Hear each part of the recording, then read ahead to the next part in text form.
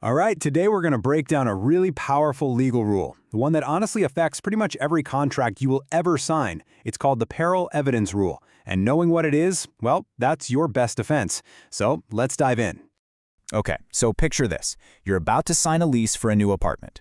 The contract says, clear as day, no pets. But the landlord, super friendly, just waves a hand and says, oh, don't worry about that, your cat is totally fine with me. So you sign, you move in with your cat, and bam! A month later, there's an eviction notice on your door. So, who wins? That friendly verbal promise or the cold hard text in the contract? This exact problem is what this is all about.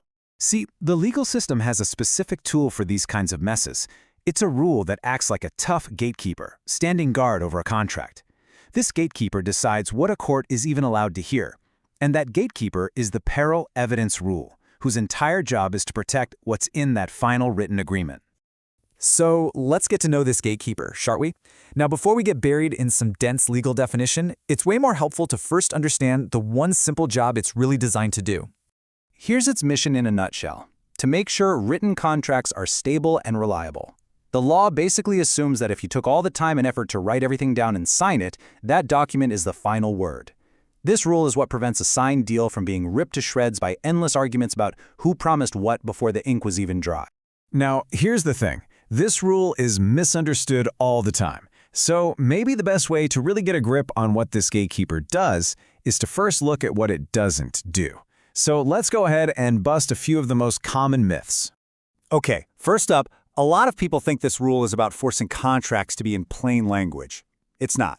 The Parol evidence rule could not care less if you use fancy legal jargon or simple English.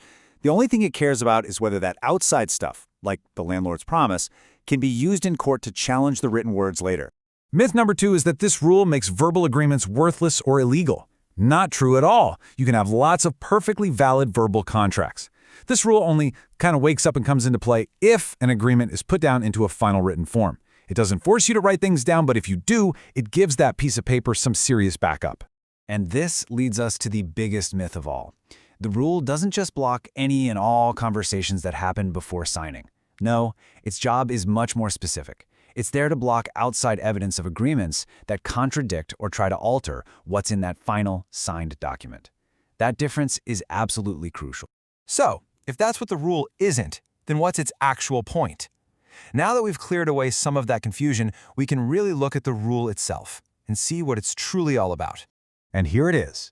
The Parol evidence rule is a rule of contract law that stops people from using outside evidence to try and alter, vary, or flat out contradict the terms of a contract that's meant to be the final deal.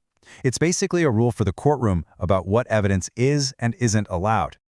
This quote really just drills it home.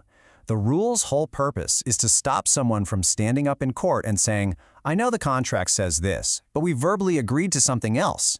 The legal system's response is pretty blunt. If you wanted that other thing, it should have been in the contract you signed. Ultimately, this is all about making sure that a signed contract is treated as the final word. It gives us stability and predictability. I mean, without this gatekeeper, could you ever really trust that a written agreement was secure? Probably not. Okay, so we've met the gatekeeper, we've busted the myths, we've defined its purpose. But now we get to the most important part. What on earth does this mean for you? Let's translate all this legal talk into a simple, practical takeaway you can actually use.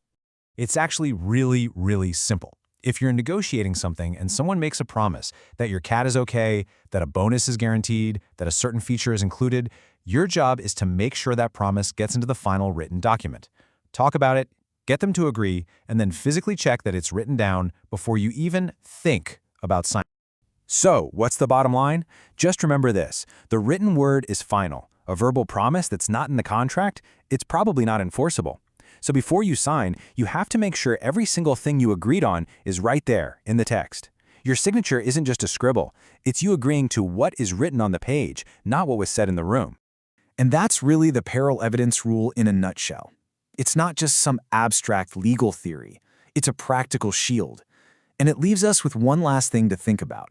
Now that you know how this works, what's one verbal promise from your own life that you'll absolutely make sure to get in writing next time?